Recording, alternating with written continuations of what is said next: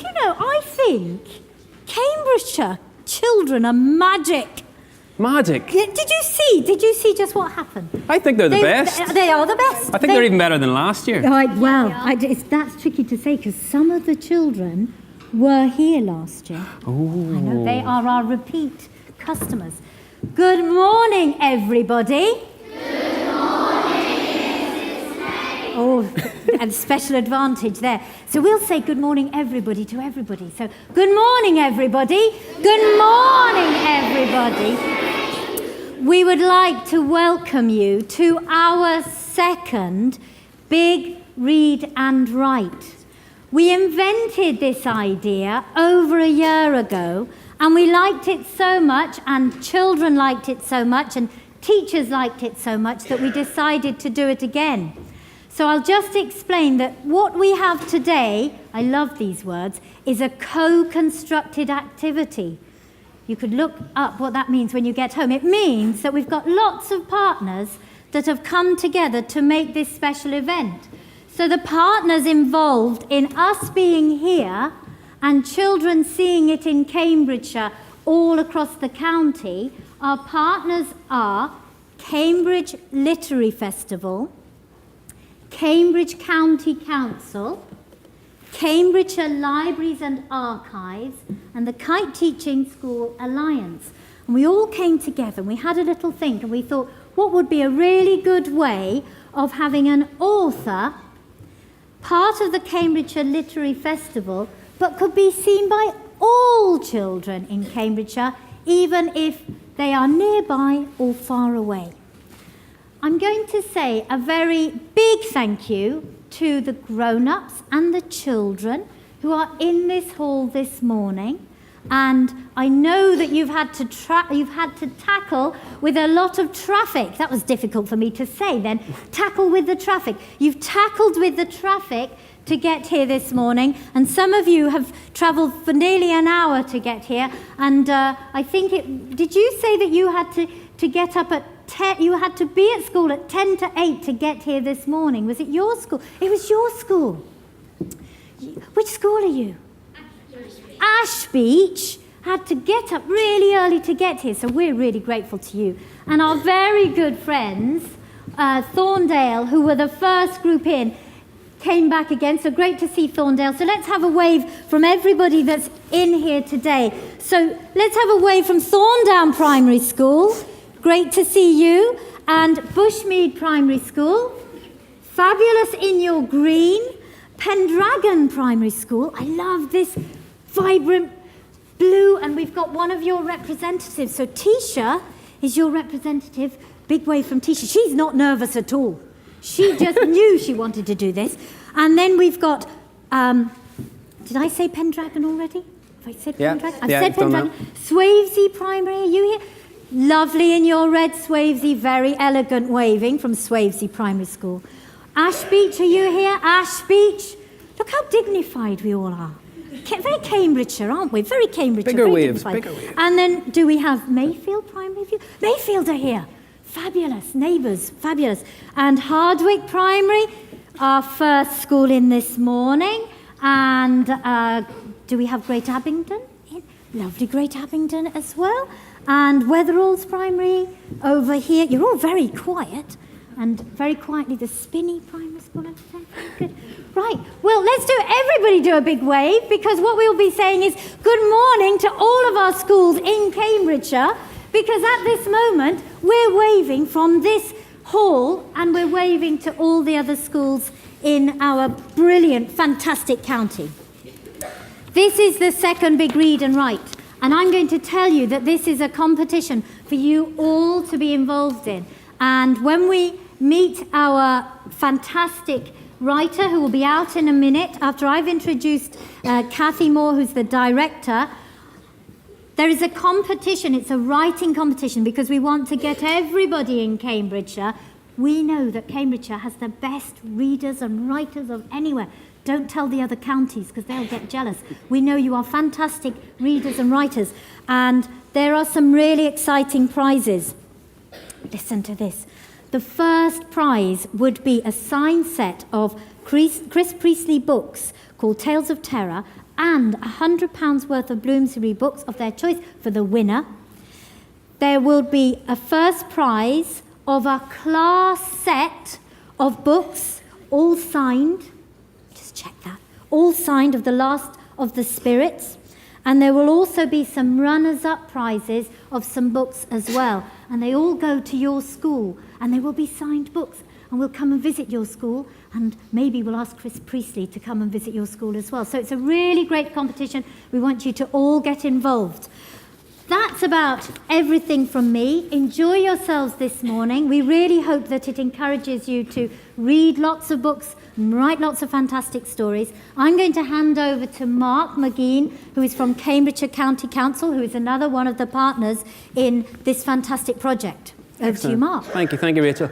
Yes, I'm Mark McGean from Cambridgeshire County Council, and we're very pleased to be here and proud to be working alongside the Kite Teaching School Alliance and the Cambridge Literary Festival in what has been a fantastic event, and we hope that this year is even better than last year. We had a lot of fun, didn't we? And I think it just feels like this year is going to be even better still. It's brilliant to see so many colours and so many people here today, but we also have a lot of schools that are watching this online at the minute. So everyone that is here, you're now live on the internet. Well done. You might be famous one day. If not an author, you might be a TV presenter. Who knows? So there are cameras here and cameras here. Can we just keep the waves going and give a big wave while I tell you who's actually watching online? Okay, so we have Melbourne Primary. Big hello to Melbourne Primary. Good morning. We have Warboys Community Primary. Okay, keep it going, keep it going. Okay, Great and Little Shelford. This goes on for a while, don't worry. Okay, yeah. Keep working out. That's it. Cherry Hinton Primary. Morley Primary. Okay, St Lawrence Catholic Primary. Tevisham. Fordham. Stapleford, St Luke's. How are the arms doing? Is everybody still with me? Yeah, keep it going. Okay, teachers and all. We want the adults. Yep. Okay. Somersham, King's Hedges, Burwell Primary, Crosshall Junior, nearly there. Okay, The Grove, Hemmingford Grey, Spaldwick School, Westfield, and a big double wave because some of them are here to Weatheralls as well. Okay, thanks very much. Right, so now we are going to properly start our proceedings, and I'd like to invite Kathy Moore onto the stage with our special author this year, Chris Priestley. Let's give a round of applause for our author this morning.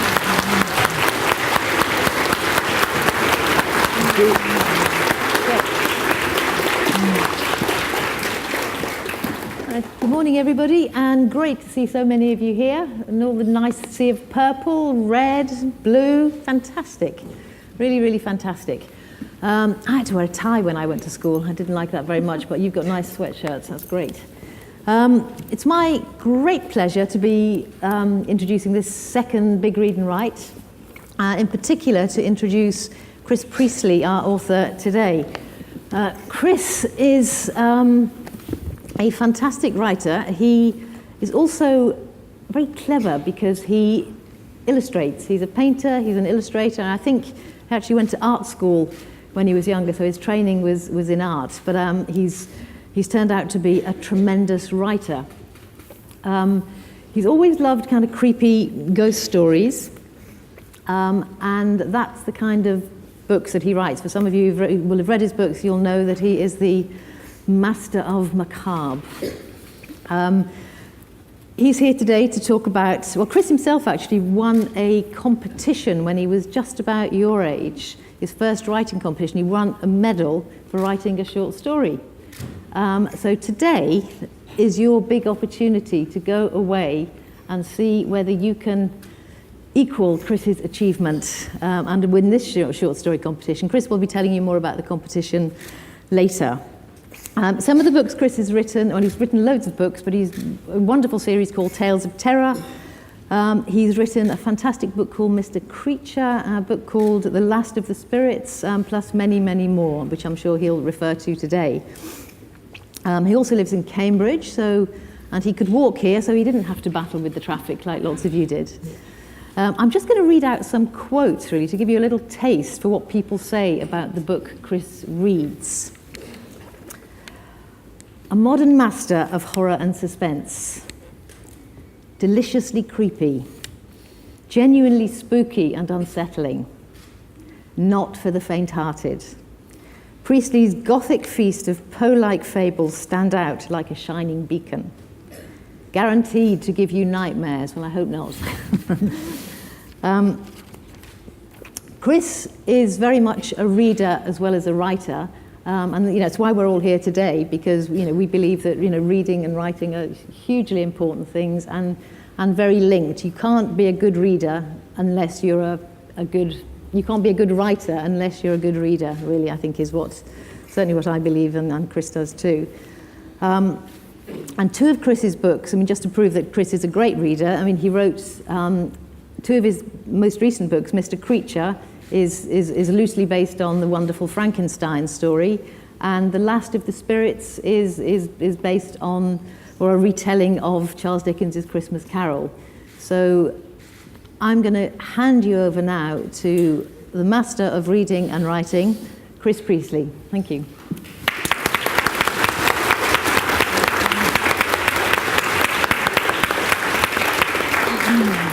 Thank you. I hope this is okay. I've been given a little place to sit, but I'm going to stand if the cameras can deal with that. Hopefully they can. I'm going to talk to you a little bit about myself and how I come to be standing on this stage in front of you now, and hopefully give you a little taste of my reading and writing life, and see how it maybe matches up with yours. And the first thing I want to talk about is that when I was about your age, I was asked by a teacher what I wanted to be when I grew up.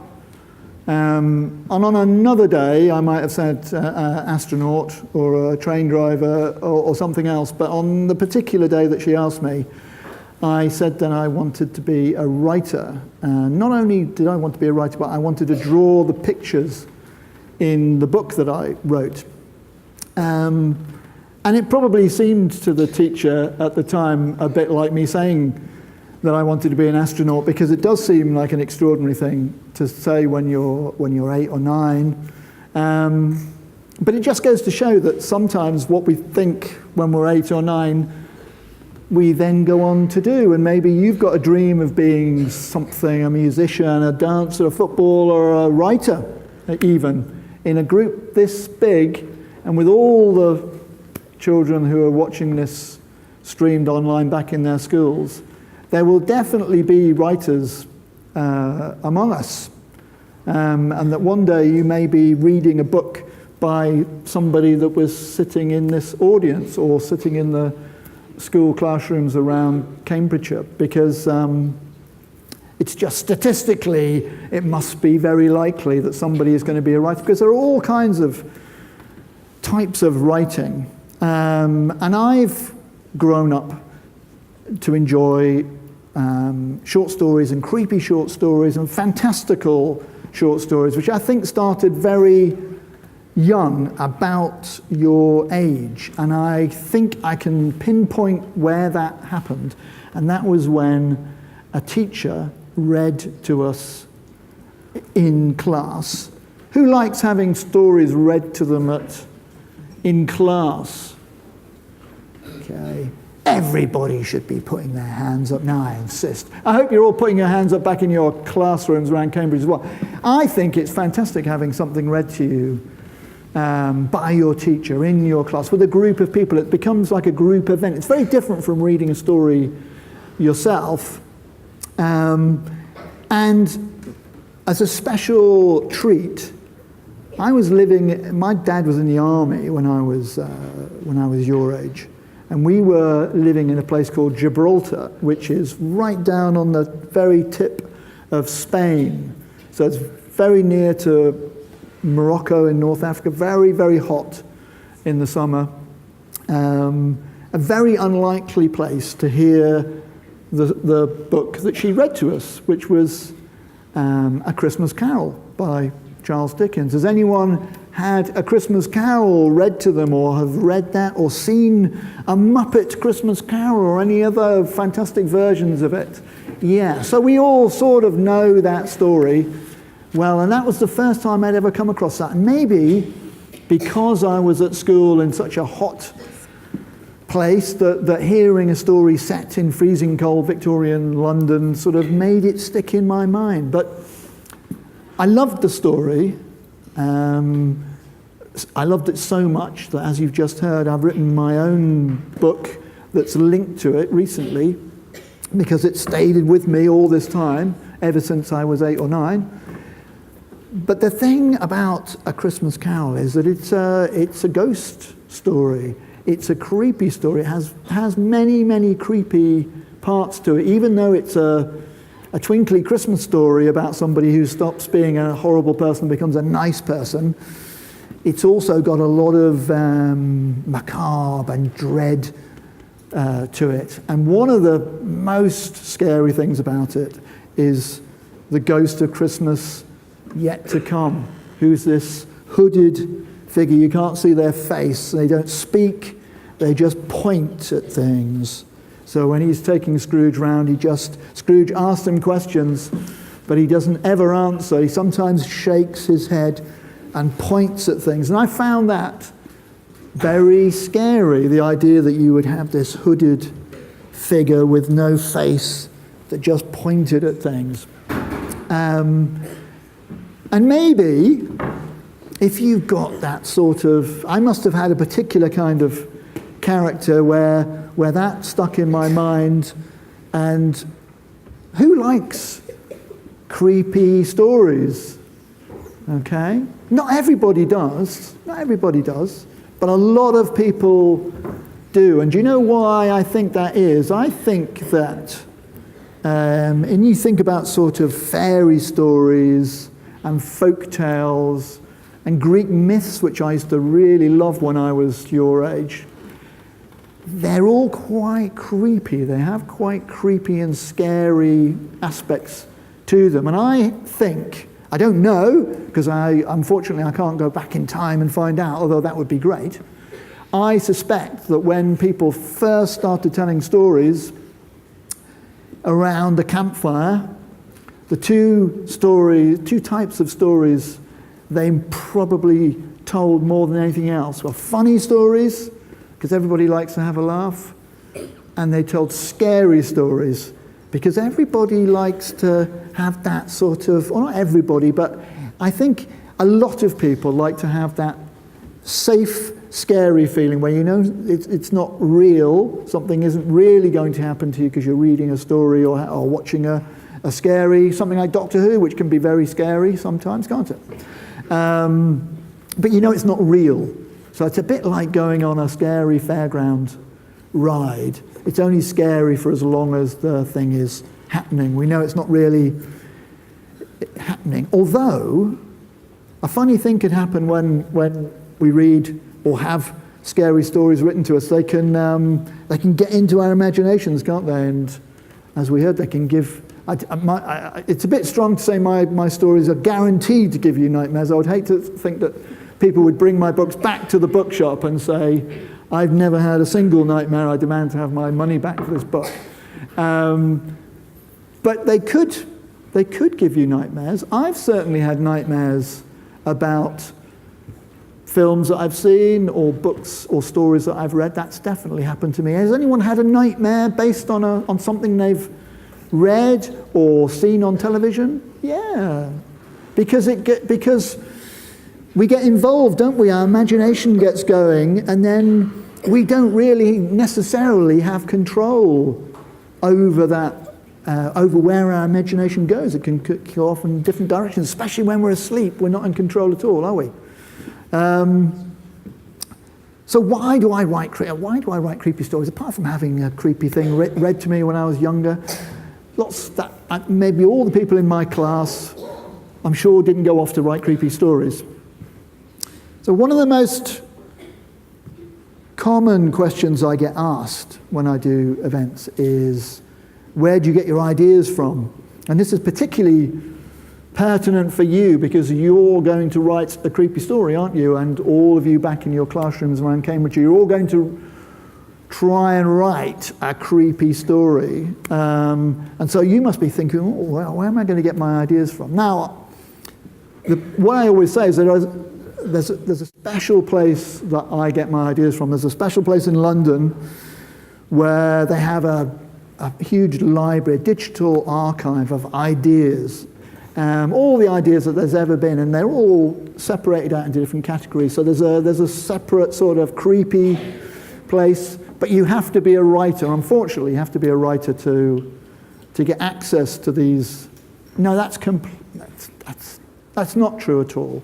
Writers get their ideas from the same place that you will get your ideas from. There's no special writery place to get ideas. We get our ideas from everything that we've ever watched on television, all the films we've seen, all the books we've read, most importantly, all the books we've read, all the stories we've heard. So maybe my dad was a great storyteller, and my mum actually. My mum was in London in the Blitz in the Second World War. My dad fought in the Second World War. So they would both tell me stories about, my mum would tell me stories about going dancing in London during the Blitz, and then while they were dancing, the air raid siren would go off, and they would all, including the band, everybody would go down into the tube station, wait till the bombing had finished, and then they would all come back up and just carry on as if nothing had happened. Everyone would just start up again. And I would listen to all these stories, and I think sometimes we overcomplicate the idea of writing a story, and really that's what stories are. They're not as special just because they're written down. They don't turn into something else. What you need to do when you're trying to write your story is to try and think of stories that you've heard, stories you've enjoyed, and stories that you've read, and why it was that you enjoyed hearing them or reading them. What was it about them that was good, that made you enjoy it? Now, if you're trying to write a creepy story, then obviously you have to try and work out what might be creepy. So to do that, you sort of have to think, what scares you? What makes you frightened? Okay? So we've all had times when we've been scared, haven't we? In real life. Hopefully, we just thought something was going to happen. It didn't happen really. But we've all had that feeling of getting slightly nervous and agitated about something. We hear a funny noise. We see something out of the corner of our eye. We thought something terrible was going to happen, but it didn't. And you have to try and remember what that was like. So sometimes what I do is I think about fears and phobias. So I've got a fear of heights. Okay, so anyone got a fear of heights? It's quite a common phobia. So fear of heights is a strange fear because it's not necessarily to do with how high you are. It's a weird thing. So sometimes you can feel nervous just at a very small height like this, going up a set of step ladders. Sometimes I can feel very nervous going up a set of step ladders. And then another time I won't feel scared at all even if I'm on the top of a tower. It's a very strange thing, but it has a very particular feel to it. Now, once I was walking in the Lake District. I'm occasionally going to look at my watch because I want to leave enough time for questions. It's not because I'm bored or because I'm about to leave early. I'm just going to do that occasionally. In case you're wondering what I'm doing, going, right now, why is he looking at his watch? I like walking in the Lake District. So, because one of the sort of strange things is, even though I'm scared of heights, I like being up high. I like to have a view. And I don't like something stopping me from doing things. Maybe you're like that. I don't like the idea that because I'm scared of heights, I can't go up high things. It annoys me because I think it's silly that I'm being sort of bullied by this fear. I don't like it. So when I go to a new city, the first thing I do is go up the nearest church tower or whatever, even though sometimes it scares me a lot, because I refuse to be stopped. So I go to the Lake District with my family, with my wife and my son, and we go walking. And I went to the Lake District on my own once, and I knew that I could see that there was a path that I wasn't going to be able to follow because it went over some crags, it went over some rocks, and I knew I wasn't going to be able to do that. So I could see there was a little tiny path that avoided that. So I decided to take that little path.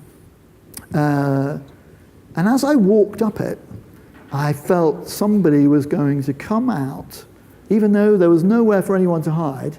All the time I walked up there, I felt like somebody was going to push me off this path.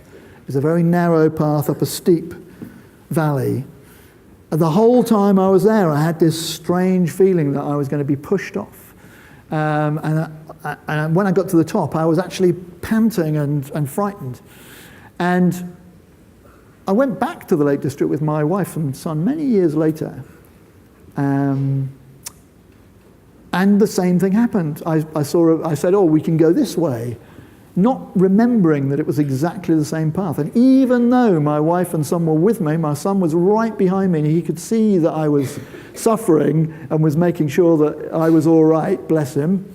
I was exactly the same. I felt all the way up this path, I felt someone was going to push me off.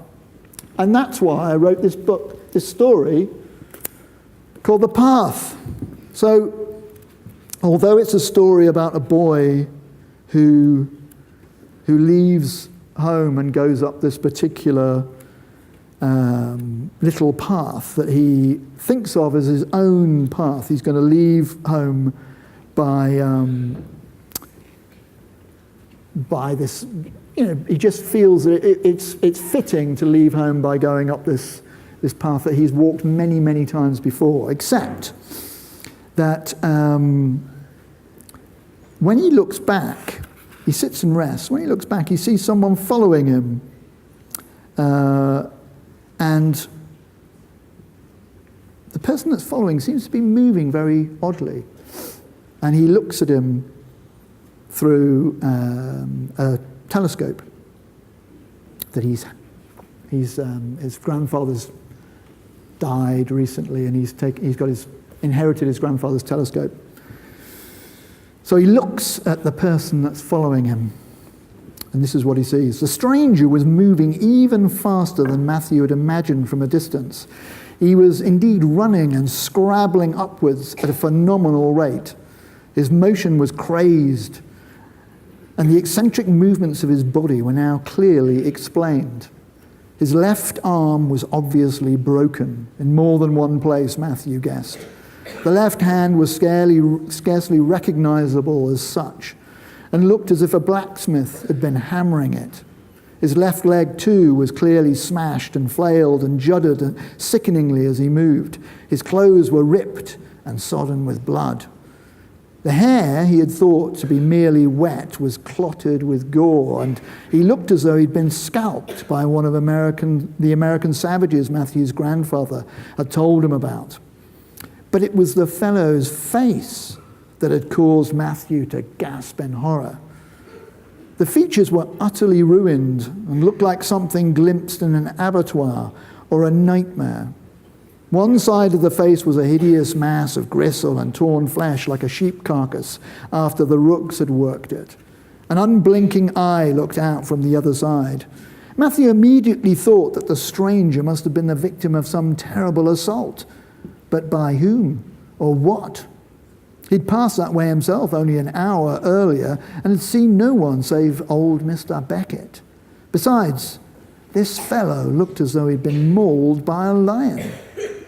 Why didn't he cry out for help, thought Matthew, and how, when he was so badly injured, could he move like that? Matthew couldn't run up that track if the devil himself was behind him, and he was fully fit. He looked through the telescope once more, and once more he almost dropped it. The stranger was not looking behind him as a terrified person might do, and neither was he looking up, as Matthew had previously thought, to check his path. As Matthew looked through the telescope, the stranger looked up, not at the path, but at Matthew himself, and with an expression that managed to force itself through the ruined face, an expression of fanatical intent. He was not running away from someone. He was running towards Matthew. Okay, so to find out what happens there, you'll have to read that story to the end. But it was my attempt to try and conjure up in a story the fear that I was feeling on that path, that I was being followed or chased by somebody that I couldn't see.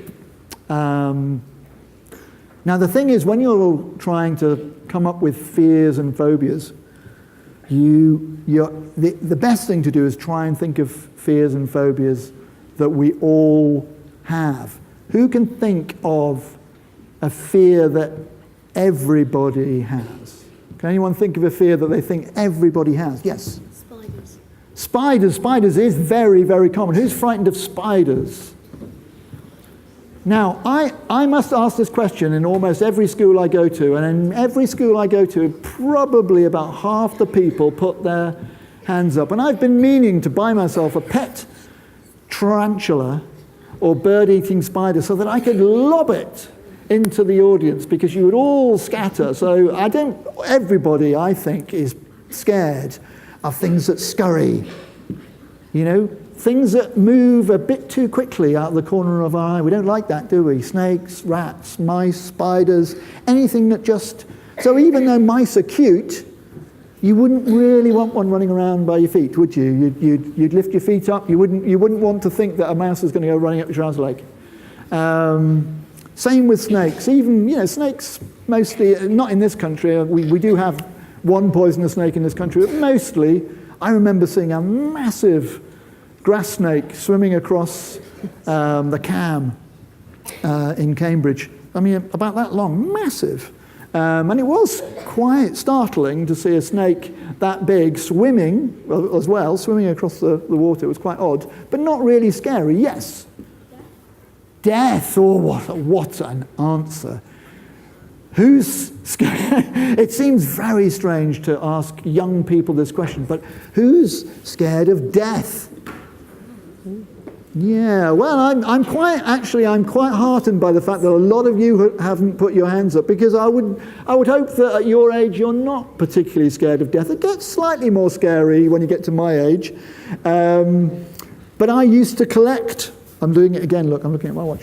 I used to collect stories about death as a figure, as a character, because they fascinated me. There's lots of old stories about death. And that figure from A Christmas Carol, that hooded, faceless figure who points, he's a bit of like a death figure and quite scary. Yes? Clowns. Who's frightened of clowns? Okay, clowns, yeah. A lot of people are frightened of clowns. If you just put your hands down, who finds clowns funny? Okay, so probably about as many people find them scary as find them funny. Again, that's quite common.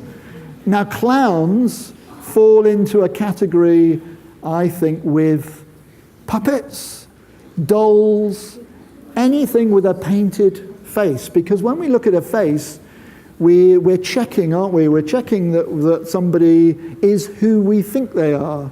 Are they really friendly? Are they a frightening person? If they've got a painted face on, so a clown could be a horrible person, couldn't they? But they've got a big smile painted on their face, so we don't really know what they're thinking because their face is painted on. We don't like that. So dolls are quite creepy, or can be. Puppets, very creepy. Anybody else? Anyone else think of something that they think everyone? Yeah. Sorry? Snakes. A lot of people are scared, but I don't think everybody. Some people have pet snakes. I do. Yeah. Yes, sorry. Halloween. Halloween. Wow, Halloween used to be a lot scarier. I think it's become a sort of fun event. I think people, if you say Halloween now, more children associate it with sweets than they do with being scared. I still don't think anyone's come up with something that everybody, I think there's certainly one thing that I think everybody, even though a lot of children particularly deny it, there's one thing that I think everybody's scared of, yeah. Ghost stories or... Ghost stories. Well, yeah, ghost stories can be scary if they're good ones, but not a bad scary story. Yes. The dark. The dark. The dark. What's your name? Oscar. Oscar. Well done, Oscar. The dark.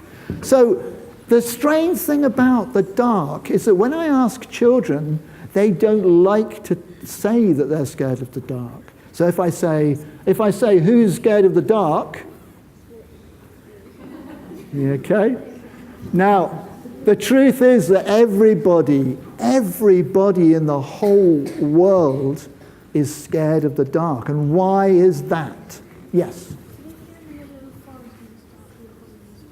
Yeah, the middle of a forest in the dark would be very scary, but why is it scary? Why is the dark scary?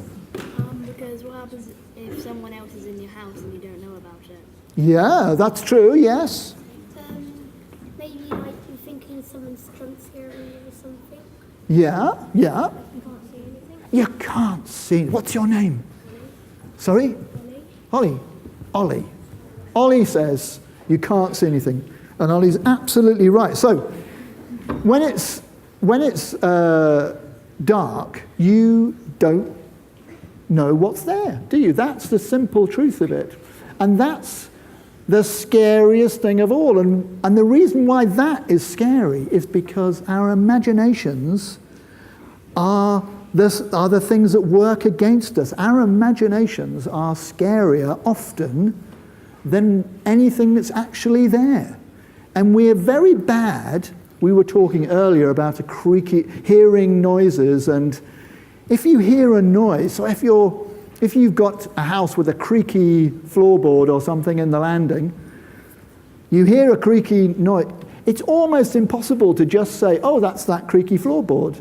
You have to say, there's somebody walking on the landing. Who's walking on my landing? We start to imagine all sorts of things following a noise, or if I hear a bin fall over outside of my house, I don't just think, oh, a bin has fallen over outside my house. I think somebody's trying to burgle the house. Somebody's climbing over my fence trying to burgle the house.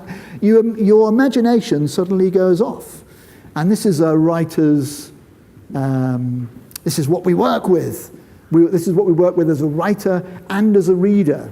So what you're trying to do in your creepy story is build up this sense of dread and scariness.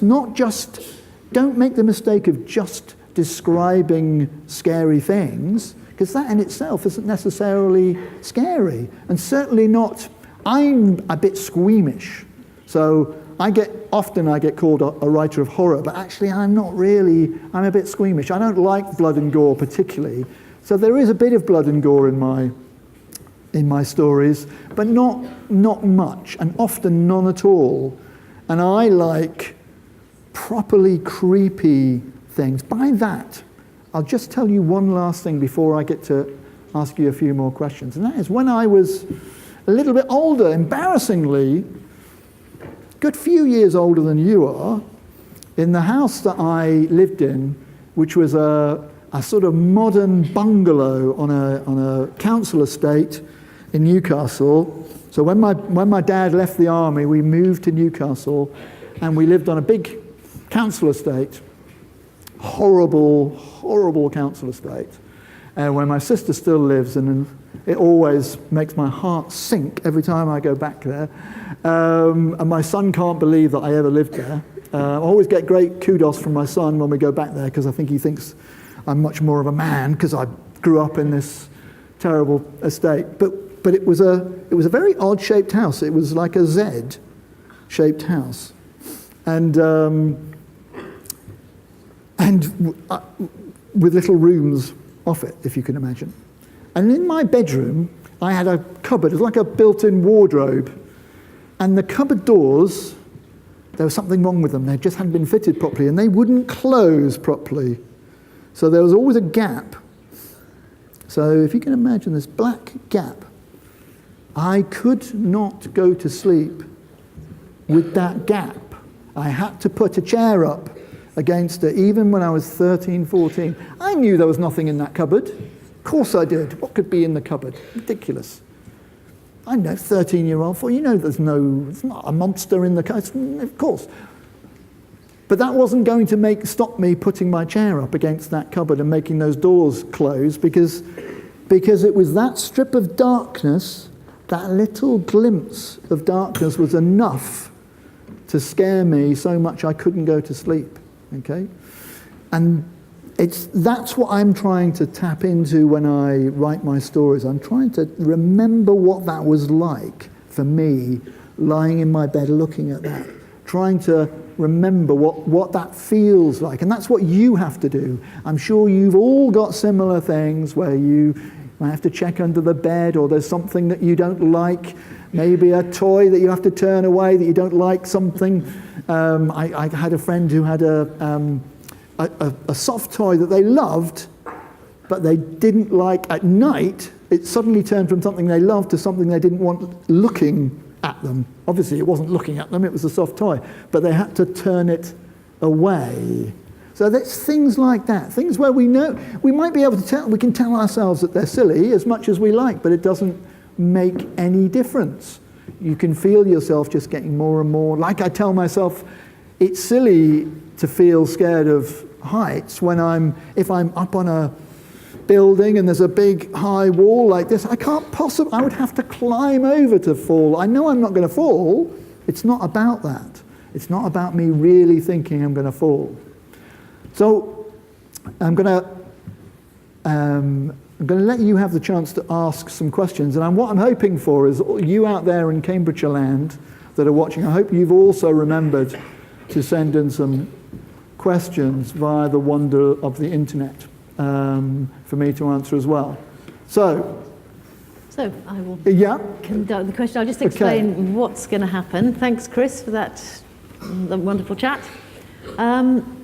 You guys are all going to get to answer some questions in a moment. We're first going to have some questions from our guests on the sofa, and then we're going to come to you guys out there. So first up is Hadifa. Welcome, Hadifa. How old were you when you wrote your first book? Okay, the first book I wrote, I was about 18. About my son's age. My son's just at university. I went to art college because I was good at drawing, and I wrote a novel about me and my girlfriend and my friend and his girlfriend and the house that we were living in at the time, and then I split up with my girlfriend, and I put the story that I'd written, I typed it out, because we're in the olden times here when there wasn't computers, or I didn't have a computer anyway. I typed it out, I typed up the manuscript, I put it in a large saucepan and set it on fire because I thought this would show her what she'd done. And all it did was burn the only copy of my first novel. So that's a little writerly tip for you. If you ever write a novel about you and your boyfriend or girlfriend and you split up, don't burn it in a saucepan because when you get to be my age, you'd like to read it. Okay? Okay, next up we have, thank you, Hadifa, and next we have Evie. Who inspired you? Who inspired me? Well, so many people. And there's no particular way of becoming a writer, okay? You don't have to go to university, you don't have to do English at university, you don't have to do creative writing courses. There's no route. All the writers I know have all come from different routes and started writing at different ages. There's no pattern at all. The only thing that we all have in common is that we all read lots of books and we love reading. That's how you become a writer. That's how it even comes into your head that you want to be writer. So all the writers I've ever read have inspired me. There were particular ones when I was a teenager. I loved the short stories of an American writer called Ray Bradbury. I still read his stuff even now. But I'm constantly being inspired by new things that I read. But I'll tell you one thing. When I was a little bit older than you, I read, I can remember getting from the library, C.S. Lewis's The Lion, the Witch and the Wardrobe. Who's read The Lion, the Witch and the Wardrobe? Okay. It's a wonderful book. If you haven't read it, then I think you should. It was the first book that I ever read that made me cry. Okay? It actually made me cry, which is an amazing thing, that you turn the words on a page into such emotions in your head and heart that you cry. So that was probably the biggest inspiration for me, was to read something that had such an amazing effect on me. It was when Aslan gets attacked by all the demons and has his mane shaved off, that made me cry. Yeah. Thanks. Now next is Arawa. Would you like to put your question to Chris? Have you had any other jobs besides an author? Have I had any other jobs behind it? Yes, I have. For 20 years, before I ever had a book published, I was an illustrator and cartoonist. So I illustrated mainly for magazines and newspapers. I used to do drawings of pop stars for a paper called Record Mirror and something called Patches, which is like a girls' magazine. I used to draw pictures of 1980s pop stars every week. And I've been a political cartoonist, I've done strip cartoons, and even done labels for beans in Safeway supermarket, theatre posters, all sorts of things. And then I was very lucky in that I worked at a magazine called The Economist with Chris Riddell, who's our children's laureate, whose work you may well have read, things like Ottoline or Goth Girl, those kinds of things. He suggested to me that I write something for children, and very happily for me, he was able to hand what I gave him over to an editor, so I didn't have to just... Lots of writers I meet have tried to be a writer for years, they've sent things in and had refusal. The very first thing I ever wrote for children got published. I was very, very lucky. Next. Next is Tisha. Do you like being scared, and can you explain why? Do I like being scared? Yeah. Okay, well, as I was saying earlier, I'm not sure I can explain why. That's a good question. I think you have to have it's a particular sort of sensibility. So I do like being scared, but not really being scared. So the things that would scare me now are something happening to my son or my wife or my health and I wouldn't enjoy that. No one enjoys really being scared, but I do enjoy the sensation of being scared when I'm watching a creepy film or reading a scary story. But it's a very particular thing, and I can't completely explain it, other than I think possibly, maybe, we like to test that safely, test our scary button kind of thing. You know, in the safety of a book, we just like to keep trying to see present ourselves with scary scenarios in safety. And lots of books have scary things. Even Harry Potter, something like that, has scary things in it. Scariness is part of the world. Nothing I write is as scary as watching the news. That's definitely the scariest thing on television. Thank you for your questions. Actually, great questions. They were great questions. Going to open up to the audience. We're going to take one from this side first, over on the green mic over here. So has anyone got a question from this side of the audience? Hands up. Boy at the back. Are you scared of being scared of nothing? Am I scared of being scared of nothing? That's a good a question. very deep question. I'm guessing that you mean maybe I'll stop being scared of things and I'll run out of ideas. That's true. I should point out that I don't just write scary things. So the last 2 books I've written, in fact, have been sort of romantic stories, older teenagers. So I don't just write scary stuff. I have written funny things, I've written historical fiction. I don't just write scary stuff, but I do like... Scary stories to me are a little bit like jokes. They have that same sort of form, except the punchline of the joke has been replaced by something scary. That's what I like about them. They're a little bit... I like the mechanism of working out. And when you're writing your own story, that's the most important thing. If you, I don't know if we've got it down, there's meant to be, you've got your ideas sheet, you've got a sort of brainstorming sheet to help you. And I wrote on there, I wrote a 1 to 10 list for you to try and work out how your story works in a 1 to, so 10 being the end of your story and 1 being the beginning. And that's my biggest advice when you're writing your story, is concentrate on number 10. Okay, concentrate on coming up with a really good ending for your story. So imagine how boring a joke would be if there was no punchline, if it finished at number 9 and you never got to hear what the point of the joke was. Well, that's the same as reading a creepy story that doesn't come to a proper ending. If it just comes to number 9, it's not quite good enough. You need that number 10. How is it going to work? Okay, another question. There's lots and lots of hands up. It's very... What about somebody from over here? Yep. What's your favourite book you've wrote? My favourite book that I've written. Well, that's... Someone once said to me, this is a bit like being asked which is your favourite child.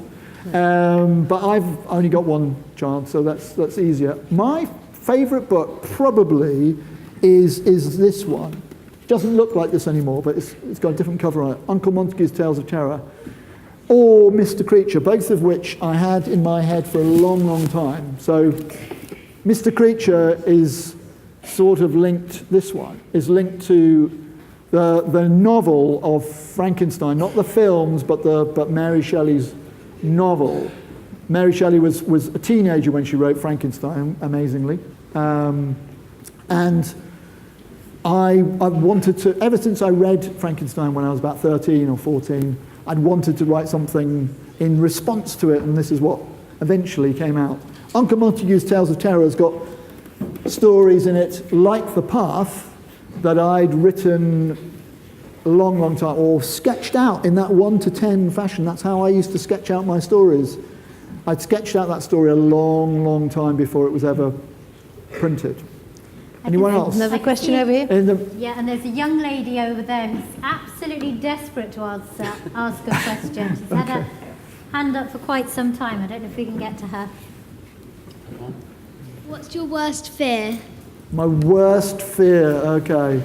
Well, I know it sounds a little bit boring, and everybody always says this, but my worst fear would definitely be something terrible happening to either my son or my wife. That's definitely true. When you get to my age and you if you have your own children, you'll understand how that works. So you start to think less about yourself and more about the people that you care most about. But another fear that I think everybody in the world has is a fear of pain. Not necessarily the actual pain, but that feeling of anticipation of pain. So if you're going to the dentist, that feeling before you get in the dentist, not necessarily when you're in the dentist, which might be fine, but your mind is imagining that it's going to be. So something horribly painful happening, that's definitely a fear. I don't like pain. I'm not very good with pain. I'm not a brave person. Who else? Okay, let's have someone. Wow, you're right in front of me, so. Who's your favourite author? Who's my favourite author? Well, do you know, my son is always asking me what my favourite, whatever it is, and I think once you get to a certain age, you stop having one favourite thing, a favourite colour or favourite book, because it depends what mood you're in. So if I was wanting to, there's an American author called Cormac McCarthy who I absolutely love, but I would have to be in the mood to read Cormac McCarthy. It's certainly not somebody I would go to if I wanted a funny, light-hearted read, something quick and funny. So it depends what mood I'm in. You are living in a golden age as children, because there are so many fantastic writers writing specifically for you and for all children of all ages. You can't possibly go into a bookshop or a library and say there isn't a book for you, because there absolutely must be. So if the last book you read wasn't very good, it doesn't mean that books aren't good. It just means that that book didn't work for you. And that happens to adults. It happens to everybody. You just need to choose a different book. Maybe choose a book about a fictional thing to do with something you're already interested in. Maybe about football, maybe about something else. Who knows? But just keep trying, because if you find books that really work for you, it's fantastic. It really is. Yes, that person there. Do I like writing books? I love writing books. It's the best job in the world. I mean, I haven't tried every job in the world. There might be a better job, but of the jobs that I've done, it's definitely by far and away the best. It's a wonderful thing, particularly writing for children, because as you all show, you're an incredibly enthusiastic bunch to write for. So it's a privilege to write for children, especially. Chris, yeah, sorry. I've got some Twitter questions. Okay, yes. So, all right. Mark, if you can say one of the Twitter questions you had. Certainly. We've had quite a number of questions in, but particularly from Morley Primary and Amethyst class. Okay. Okay. Are any of the characters in your book inspired by real life people? Okay. This is a tricky one. I think if they were, I probably shouldn't admit to it. But it is true that you do have an opportunity, if you become a writer, to get your revenge on anyone that's been horrible to you in your life. You can put them in a book and have something terrible happen to them. And I'm just writing a book at the moment called Magdalen Towers, which is a funny sort of school set, Victorian set thing. And it's basically my chance to get back at all my teachers from when I was a teenager. So all my worst teachers are all exaggerated in this book, particularly, I have to say, Mr. Blackett, my sports teacher, who gets sent. I sent him back to the time of dinosaurs with a time machine, which is exactly what I would like to have done with Mr. Blackett at the time, but unfortunately I didn't have the means. Anyone else? Oh, I think we've got another question from Morley Primary as well. We do. Is there anything in Cambridge or Cambridgeshire itself that has inspired you? Yes, there's in Uncle Montagu's Tales of Terror, there's a story called The Demon Bench End that is set in Cambridgeshire and Grantchester. So that sort of directly uses. I like to write things, and this is another tip if you're writing your story. If you set your story, settings are very important for a creepy story, as you can imagine, because it's part of the atmosphere of a creepy story. If you can set it somewhere that you know, then you'll be able to describe it so much more easily. You'll make it feel much more like you're confident about the surroundings you're talking about. If you can choose somewhere, not necessarily somewhere you live, but somewhere you know very well because you've been on holiday there, maybe you've got a caravan somewhere, or relatives that you go to, that you always go to, and you know that place very well. There may be something that's maybe a good location. And then what that does is when the reader is reading the book, they really feel like they're there because you're able to describe it in detail. The more detail you put in about setting, the more believable it will seem to your reader. I think we've only got time for one more question Well, before we need to talk about the competition. No pressure then on that last question. It's going to have to be the best question that's been asked. You there in the middle on the back row. Yes, person with, yep, you. You're looking round, but it's, well, okay, it's all right. What's the most creepiest place you've been to? Sorry, I didn't hear that. What's the most creepiest place you've been to? I still didn't hear it. Most creepiest. What's the most creepiest place you've been to? I'm sorry, I'm not hearing that. Creepiest What is the place creepiest- you've The been to. creepiest place. I'm so sorry. Everybody else in the Hinton, everybody understood what that was apart from me. Okay, the creepiest place I've been to. That's a very good question. I've been to so many creepy places. There's a fantastic graveyard in Edinburgh, St Giles Graveyard. That's very creepy. Prague, where I've been to a couple of times recently, all of Prague is pretty creepy. Venice, which I've been lucky enough to go to. Venice at night is probably one of the most creepy places because it's like a maze of little alleyways. So it looks beautiful in daylight, but at night it's very badly lit. The maps are really bad, and it's like a little maze of alleyways, so you never quite know what's going to happen when you come around the corner. And we're back to that idea of not quite knowing what's happening. That's the creepiest thing of all. If you remember that for your stories, it's the not knowing what's going to happen. It's called suspense. It's that feeling that we're getting worried and stressed because we don't know what's going to happen next. That's what you want to try and get into your story. So you're just talking about what we need to get into our story. And at the beginning I said that there is a really great competition, which is for you. Chris, you've put together something to help everybody to get thinking, and we're slightly running out of time, but it's really important to have an overview of how you can write some really creepy stories. So I'm just going to quickly run through and see if this makes sense to you. This is something that I just did on my own. I don't know where it came from, but it's how certainly all the stories in Uncle Montague's Tales of Terror are all done this way, in my notebook. So I always carry, my other great tip for a writer, if you want to be a writer, carry a notebook round with you. Keep ideas, and it doesn't have to be a posh notebook like this, any little notebook, but small enough that you can carry it around with you. So that when something occurs to you, because my best ideas sometimes come to me on the bus, or, you know, when I'm not expecting it, I think, oh, suddenly I can think of something.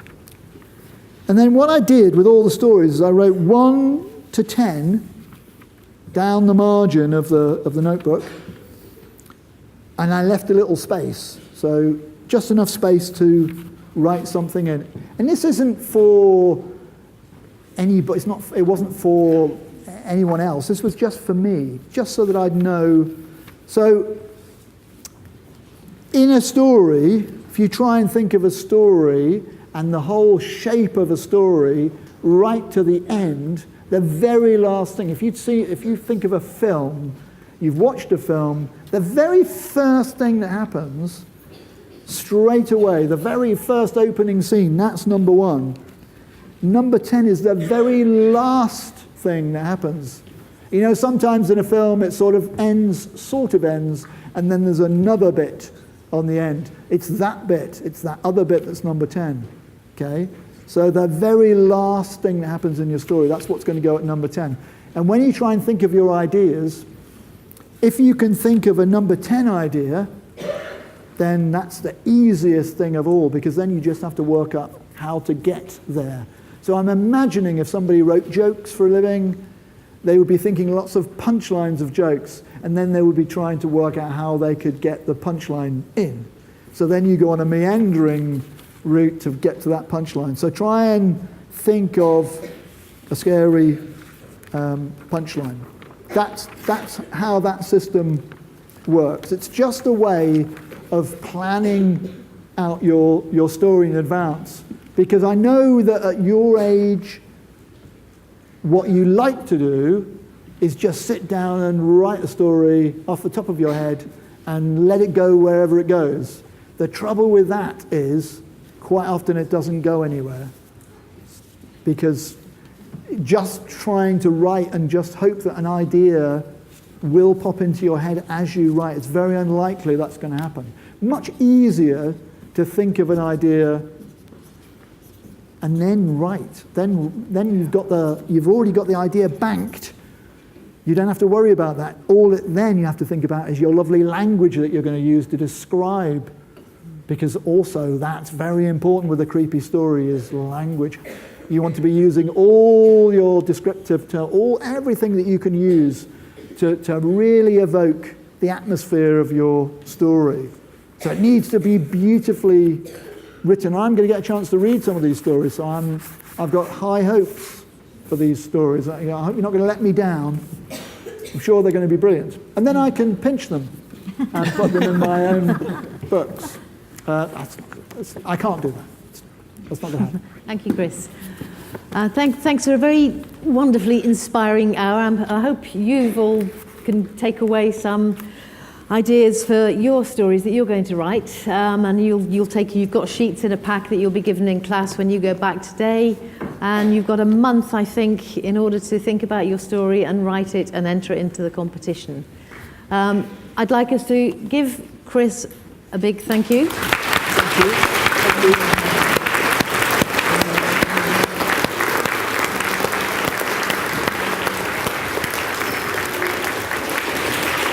And I would like to thank all of you for coming in today, and all of you for watching in your classrooms. A big hi to you. Yeah. And if you've enjoyed today and you'd like to come and see some more authors talking, then we've got Cambridge Literary Festival coming up in about a month's time, 7th, 8th, 9th, 10th of April. And you're going to be given one of these programs on your way out that you can take home and look at, and bring your parents and come and join us in April. So Chris, thank you very much. Thank you. Thank you. Thank you.